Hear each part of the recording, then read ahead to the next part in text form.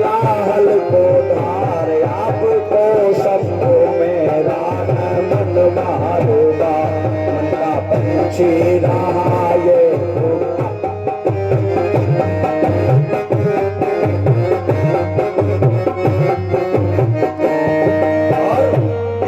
विपरीत फिर तो महाकाल हो तीजे में धारे प्रलय ज्वाले हो इसके विपरीत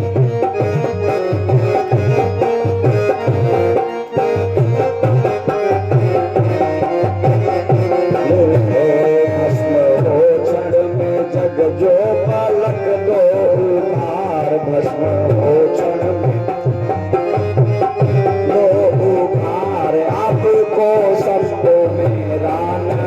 बार बार मन का पंछी रहा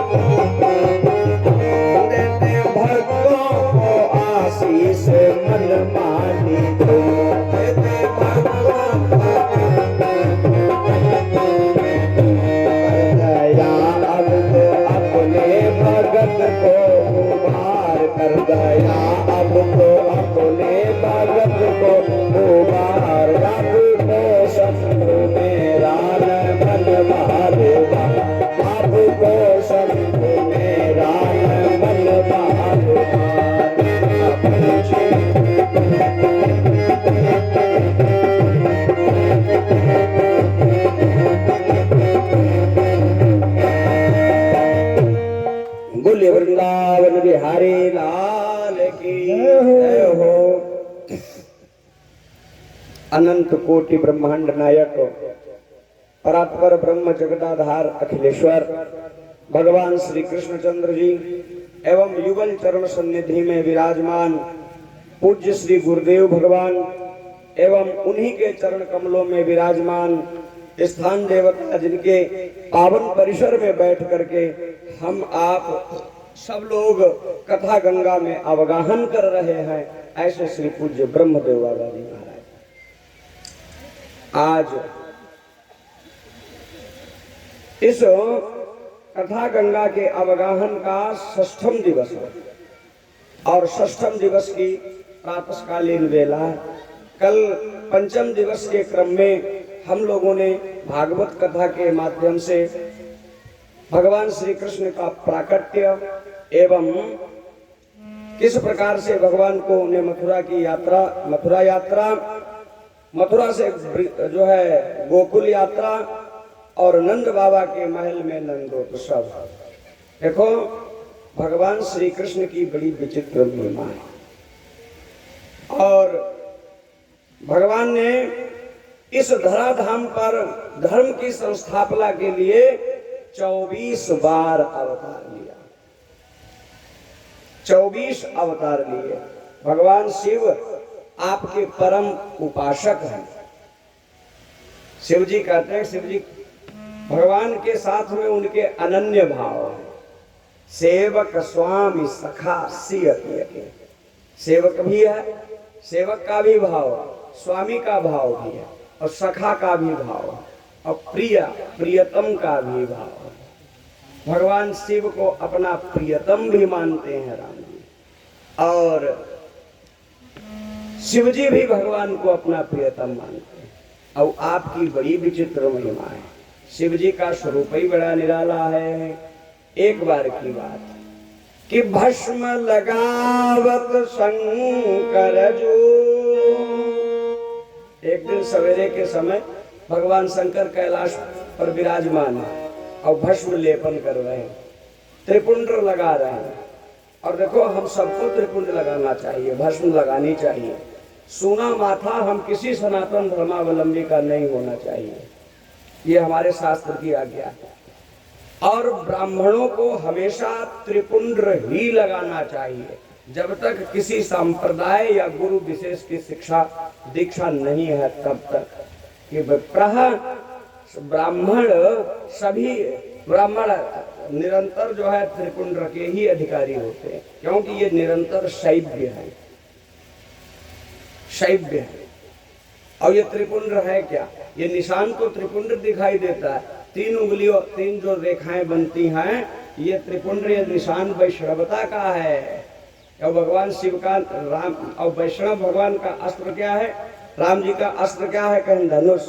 और जब हम माथे पर त्रिपुंड रेखाएं बनाते हैं तो भगवान के आयुध बनते हैं, और ये आयुध भगवान शिव को अति प्रिय है, इसलिए वो भी इसी चिन्ह को धारण करते हैं।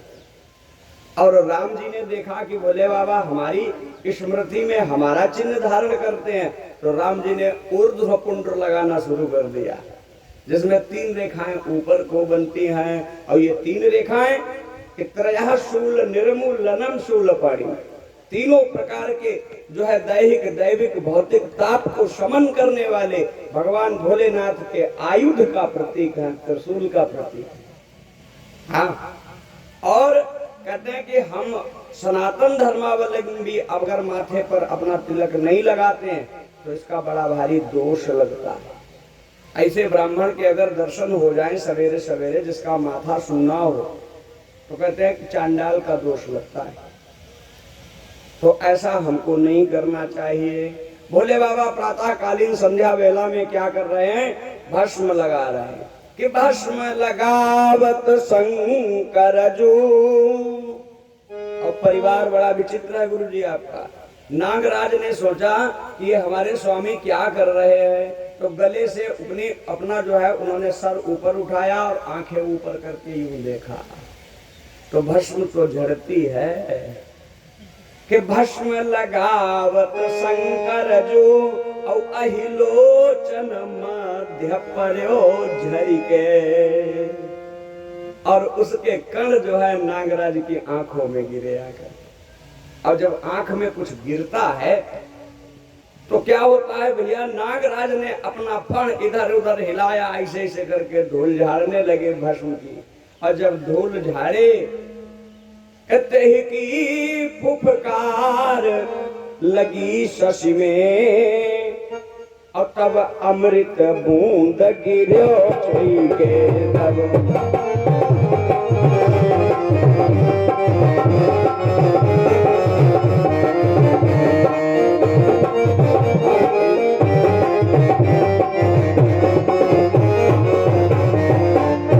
कहीं नागराज ने जब मुंह इधर उधर हिलाया, धूल झाड़ने का बार बार न बढ़ाओ मास्टर साहब, जीता है बहुत बढ़िया से।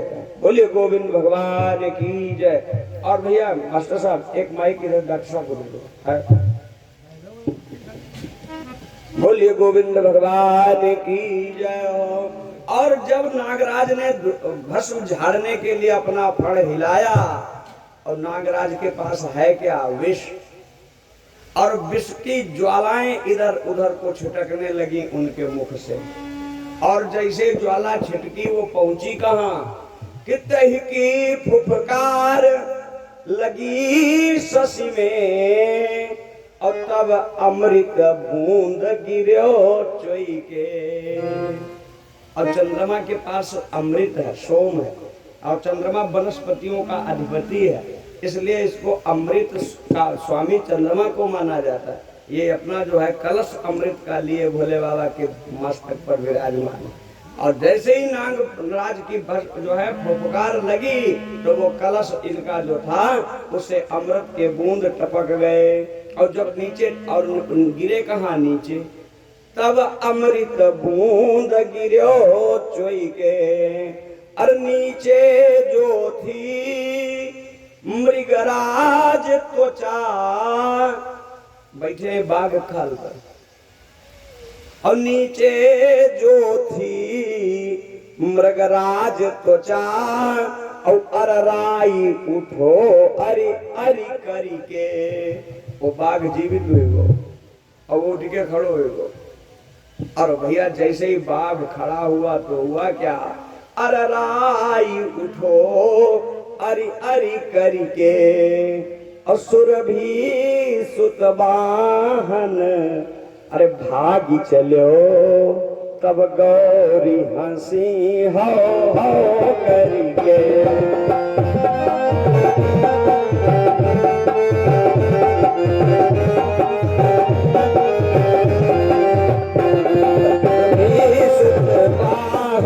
भागी चलो तब गौरी हंसी हो करके।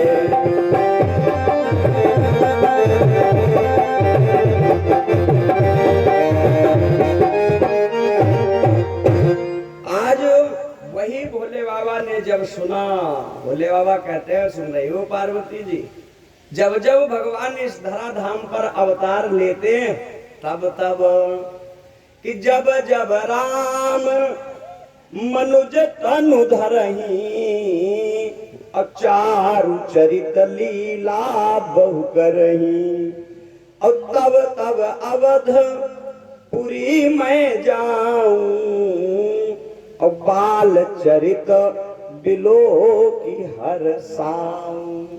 जहां जहां भगवान का जब जब अवतार होता है मैं भी जाता हूं।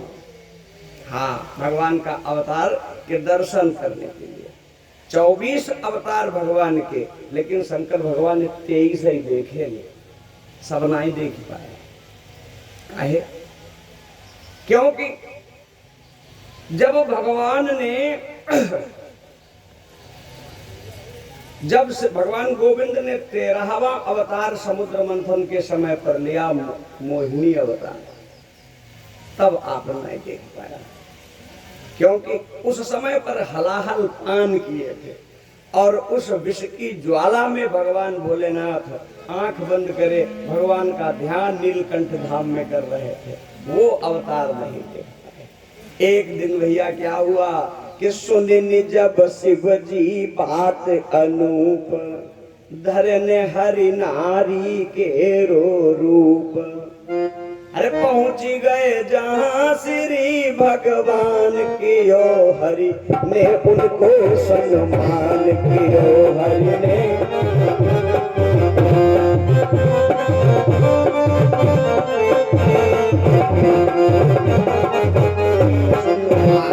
मोहिनी रूप देव दिखलाई, मोहिनी रूप, मोहिनी रूप देव दिखलाई।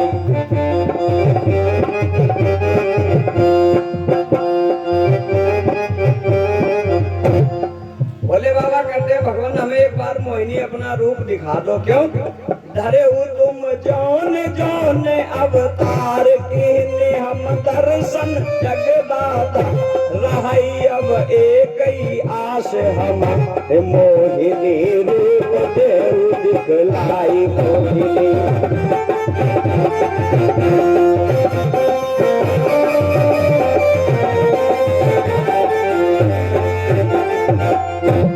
नारायण ने कहा महाराज वो रूप रहा है देख ले, वो न देखो। क्यों? वो रूप देखने योग्य नहीं है, और फिर आप जैसे योगी को वो रूप न देखो। भगवान कहने लगे अच्छा भोले बाबा, नारद सही कह रहे थे। नारद ने जो आपके ऊपर आरोप लगाया, मथते सिंधु रुद्र ही बौराया हो, असुरन प्रेरी विषपान करायो है, असुर सुरा विष संकर आप रमा मनि चारु, अस्वार्थ साधक सिद्ध तुम सदा कपट व्यवहार। कहते हैं हम तो आपसे प्रेम करते हैं और आप हमसे चोरी कर रहे हैं, भगवान हमें वो रूप दिखाओ। व्यास जी ने लिखा कि देखो भगवान शिव ने जब बहुत निवेदन किया तो भगवान ने मोहिनी रूप ने दिखाओ, और उस मोहिनी रूप का दर्शन किए। भगवान भोलेनाथ कहते हैं पार्वती जी देखो, जब भगवान ने ये वैवस्वत मनवंतर में ब्रज में जो अवतार लिया तो हम भी भगवान के दर्शन करने गए। नंद बाबा के यहाँ नंदोत्सव हो रहा है और उस नंदोत्सव में भोले बाबा भी अब पहुंचे। कहीं किस तरह से मिला जाए, तो भोले बाबा ने एक बाबा का वेश बना लिया, और भैया अलख जगाते हुए पहुंच गए। कहाँ पहुंचे? एक अपना बैल ले लिया, अपने नादिया पर जैसे जो है बैठ करके गोकुल की गलियों में भोले बाबा अलख जगाने लगे कि आज गोकुल नगर आया गिरिजा कबर डाले झोला। अरे भीख मांगे खड़ा बम बम भोला।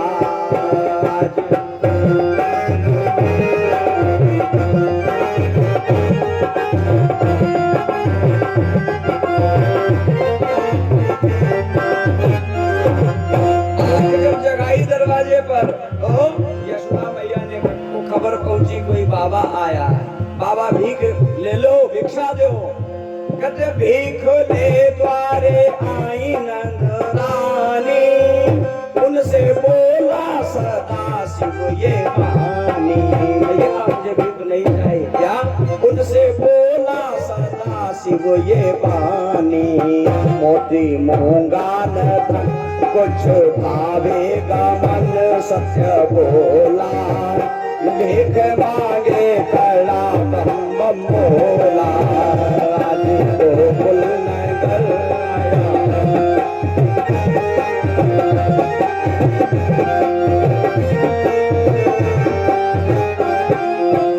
क्या चाहते हो कि अपने लाला के दर्शन करा दे, मेरे दिल की लगी को बुझा दे।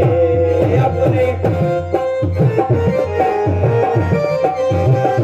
मेरे दिल की लगी को बुझा दे। आया तज के शिखर आया मैं तेरे दर सत्य बोला। भीख मांगे खड़ा बम बम भोला।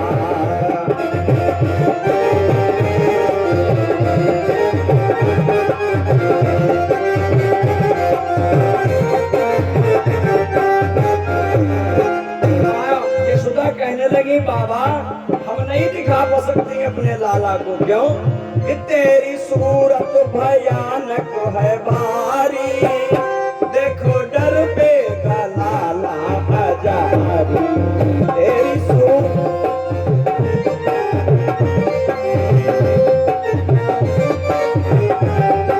हजारी, मेरो बारो ललन उसकी छोटी उम्र जाजो मेला। भिख मांगे खड़ा बम भोला।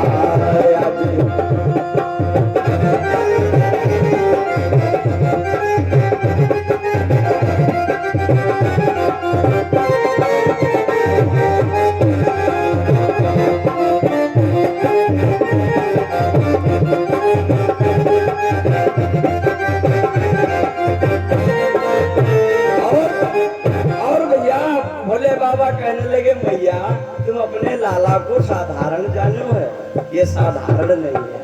अरे धन्य यशोदा मुकद्दर है तेरा, तेरे घर में त्रिलोकी का डेरा। धन्य यशोदा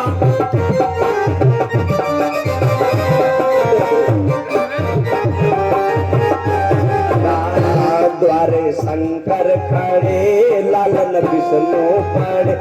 घर की डोला भीख मांगे खड़ा बम बम भोला।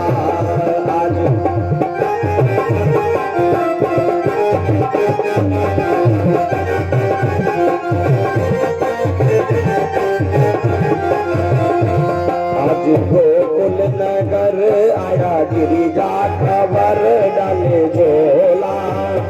एक मांगे खड़ा बम बम भोला।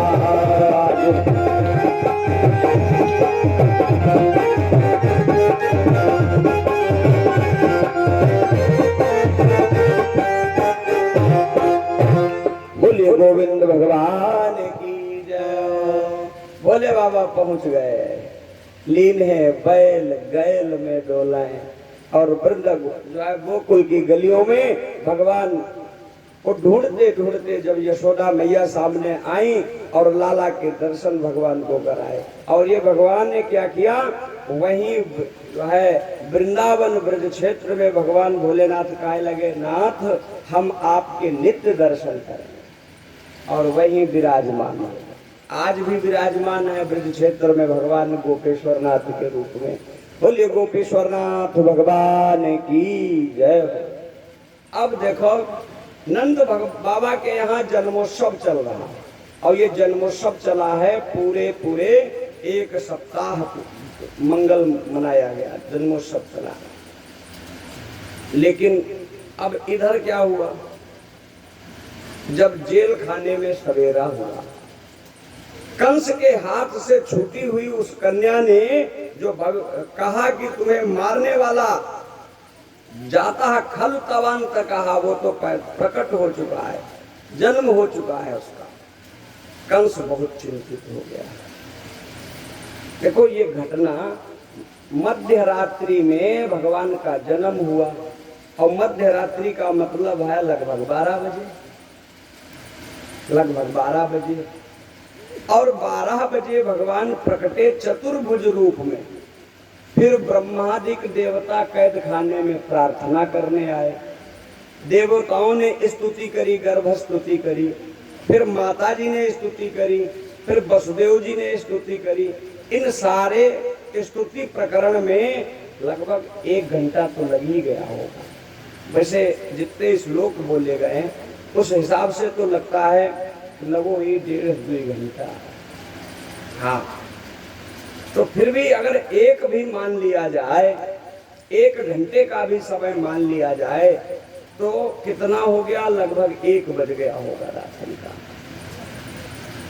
फिर भगवान बालक रूप में प्रकट हुए, और कैद खाना के प्रहरी सोए, और एक पात्र में उसमें बिठा करके सूप डलिया पात्र जो भी भगवान की माया से संभव हुआ, कहते हैं उसमें बिठा करके जब वसुदेव जी वहां से लेकर के चले, गोकुल से मथुरा की दूरी अब भी लगभग 10 के भीतर ही रही होगी, 10 किलोमीटर के अंदर ही है लगभग, लेकिन फिर भी है दूरी। और इतना चलने के लिए, जाने के लिए और आने के लिए पैदल 1 घंटा तो चाहिए,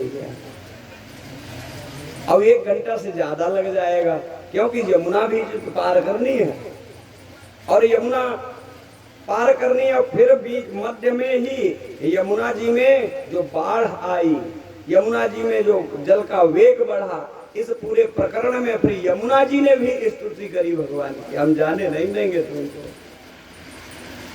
इस पूरे प्रकरण में 2 घंटे 2.5 घंटा तो लग ही गया होगा। तो समय लगभग हो गया, लगभग 4 बजे ये पहुंचे आकर के गोकुल, और फिर भगवान को वहां लिटाया, और फिर वहां से योग माया को लिया, और फिर वापस आए। तो वापसी में भी तो समय लगेगा आते आते, तो लगभग वही समय 4:30-5 बजे आप कैद खाना में पुनः वापस आए। जब समय का अनुमान लिया जाए तो लगभग ऐसा ही प्रतीत होता है। 5 बजे के करीब कंस को सूचना दी गई कि तो जो है यशोदा के घर में संतान का जन्म हुआ है। जब यह सुना तब कंस भागता हुआ कैद खाने में आया, और यशोदा की गोद से जो कन्या छीन करके उसने मारने का प्रयास किया भैया, और जो कन्या हाथ से गई और भविष्यवाणी करी। कंस व्याकुल होकर महलों में पहुंचा तो बिल्कुल सूर्योदय से पूर्व का समय है, और समस्त कार्यालय आज भी 10 बजे के बाद खुलते हैं। राजा साहब ने क्या किया कि कंसः आहूय मंत्रीणाम, राजा कंस को आकस्मिक कैबिनेट में बैठक बुलानी पड़ी। वैसे तो मंत्रियों के आने का एक निश्चित समय है, कब आएंगे दरबार में, मंत्रियों को आकस्मिक प्रातः काल ही बुलाया गया। आहूय मंत्रीणाम, और मंत्री सब आए और मंत्रियों से कंस ने कहा कि देखो हमने लाख उपाय कर डाले लेकिन हम अपने शत्रु को का जन्म लेना नहीं रोक पाए। और यह सत्य है, मृत्यु को कोई रोक नहीं सकता, मृत्यु को कोई बांध नहीं सकता। जायते ही ध्रुवो मृत्यु और ध्रुवोर जन्म विवस्वता। कहते हैं जो जन्म हुआ है जिसका और उसकी मृत्यु निश्चित है, उसकी निश्चित है। और इससे बचने के लिए एक ही सुंदर उपाय है। इस मृत्यु को टाला नहीं जा सकता है, बस मृत्यु सुंदर बनाई जा सकती है। संतों ने कहा है कि देखो जन्म लेना हमारे आपके हाथ में है, जन्म लेना वो मरना तो हमारे आपके हाथ में है, लेकिन जन्म लेना हमारे और आपके हाथ में नहीं है।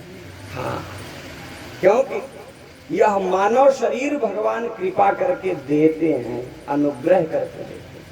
और इसको पा करके इस जन्म को हमने जो है व्यर्थ ही बिता दिया तो भैया बड़ी ही विचित्र स्थिति आ जाती है। इस भवसागर में रह करके और इस शरीर को पा करके हम लोगों ने अगर भवसागर पार करने का उपाय नहीं कर पाया तो फिर हमसे बड़ा अभागा कौन है। लेकिन उपाय क्या है कि भवसागर जहाँ पार जो पावा कह राम कथा दृढ़ नावा।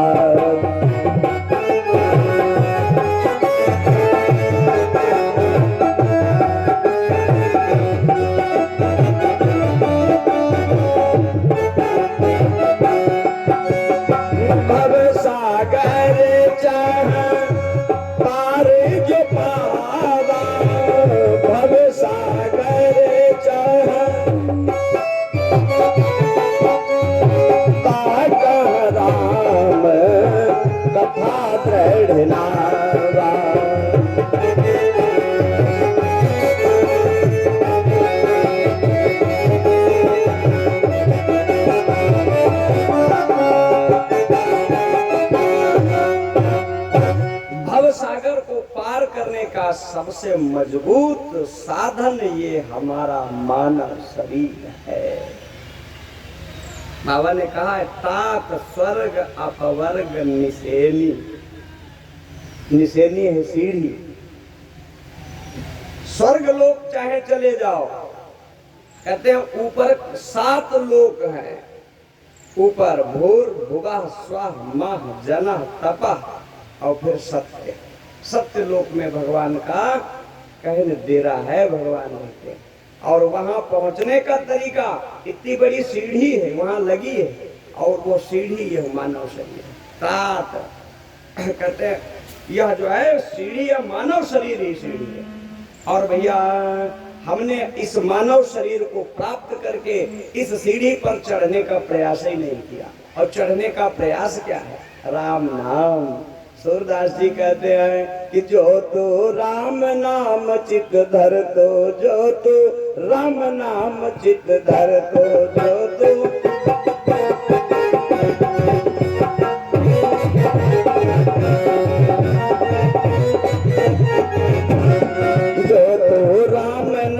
चित धर दो, जो तू राम नाम चित धर दो। हर तंदुल बिरद समर्पि श्याम को, तंदुल बिरद संत भरोसो कर तो, जो तू राम नाम चित धर दो।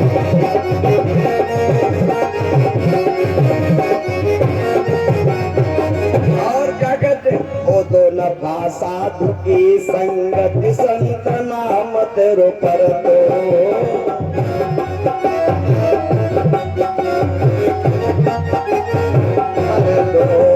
अरे सूरदास बैकुंठ परत हो, सूरदास बैकुंठ परत तो तेरी भेंट पकड़ तो, जो तू राम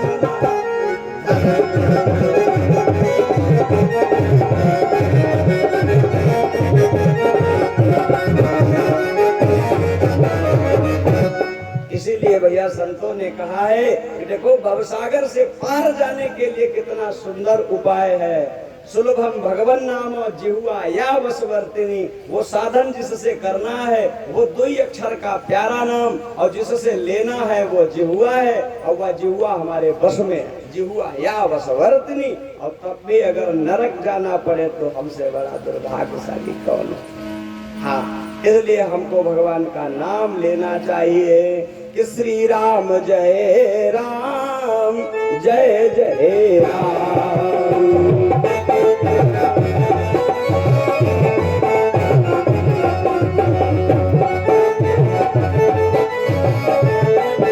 जय राम जय सिया राम जय जय सिया राम, श्री राम जय राम। भगवान के नाम में हमें आलस नहीं करना चाहिए। संत रविदास जी ने कहा कि चाकरी चोर हाजिर कवल। रविदास जी ने कहा चाकरी चोर, जैसे हम अपने जो हमारी जिम्मेदारी है उसमें तो काम चोरी करते हैं, और बैठे काहे के लिए हाजिरी कवल, खाने के लिए तैयार बैठे। किस तरीके से कि गाड़र आनी ऊन को और बांधी चरे कपास।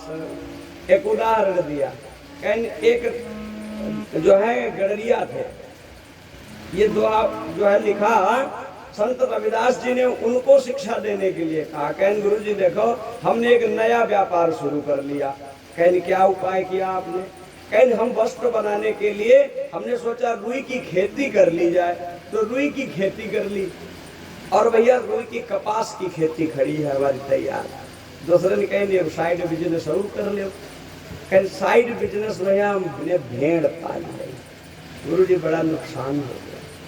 हाँ, कहें क्या हुआ कि चाकरी चोर हाजिर कवल, और एते हूँ पर पुनि आस, और गाड़र आनी ऊन को बांधी चरे कपास।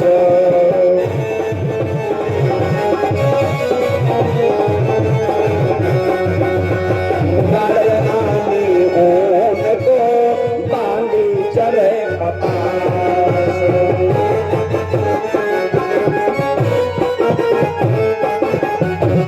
हाँ, यही तो है, हम भी यही कर रहे हैं।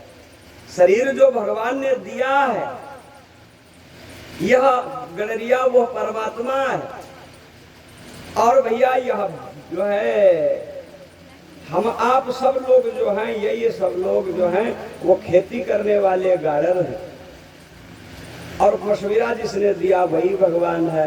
कहते हैं कि देखो हमने इसका ऐसा व्यवस्था बनाई कि जो कार्य हमको दिया गया था हमने वो नहीं किया, और आयु रूपी कपास के पेड़ को जो है इस कामना रूपी भेड़ के द्वारा हमने सबके देखे देखे उसको नष्ट करवा लिया। बोलिए गोविंद भगवान की जय।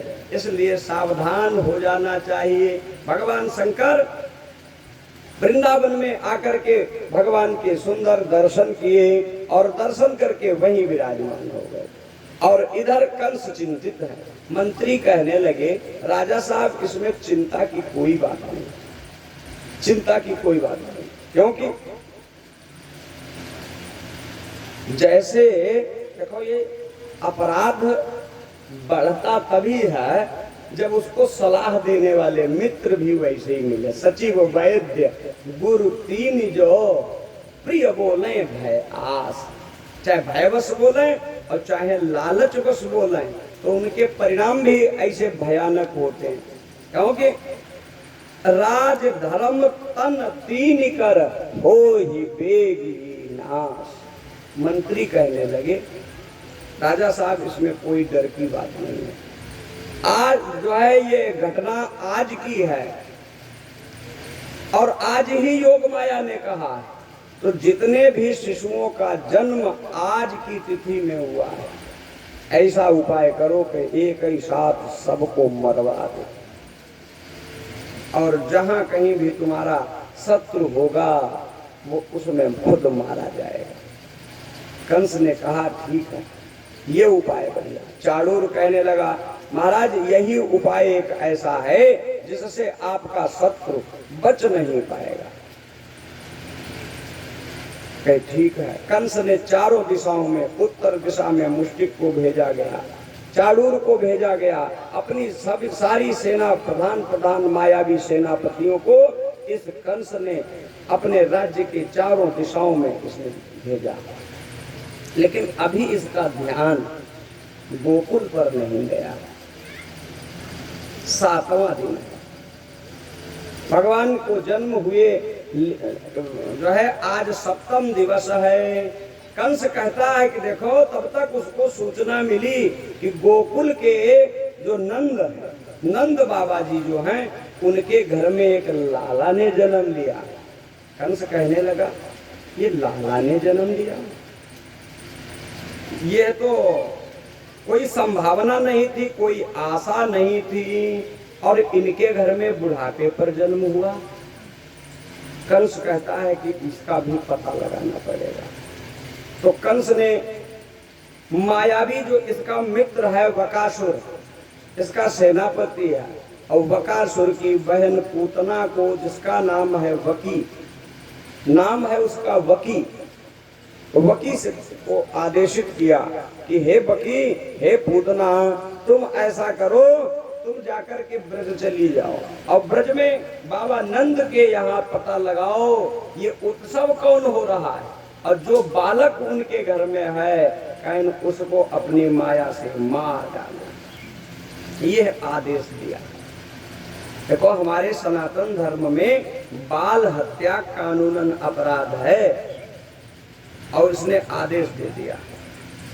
पूतना ने क्या किया, पूतना ने कहा ठीक है महाराज जो आज्ञा, कह करके पूतना वहां से चली। सुखदेव जी कहते हैं कि देखिए भैया, जब यह पूतना ब्रज की गलियों में चल रही है, सबसे पहले तो यह कैसे आकाश मार्ग में चली, आकाश मार्ग से होकर के पूतना आगे बढ़ रही है। और जब गोकुल के सन्निकट पहुंची तो सोचने लगी कि हमारे इस भयानक रूप को देख करके कहीं जो है विद्रोह न हो जाए, तो उसने माया का रूप धारण किया। मायावी बन गई। और तैयार कैसे हुई कि देखो भैया कि या खेचरिये कदोपेत्य पूतना नंद गोकुलम। खेचर आकाश मार्ग से नंद गोकुल के प्रांगण में उतरी, यानी नंद गांव के परिसर में उतरी, और योषिता माने मायावी स्त्री, उस मायावी स्त्री ने अपनी माया से क्या किया कि प्राविशत कामचारिणी, अपना रूप परिवर्तित कर लिया, रूप बदल लो। अब कैसे तैयार हो रही है, सुखदेव जी ने फोटो दिखाई, देखो कैसे ये तैयार हुई। पहले श्रृंगार जो होते थे हमारे बड़े विचित्र श्रृंगार हैं कि ताम के शब्द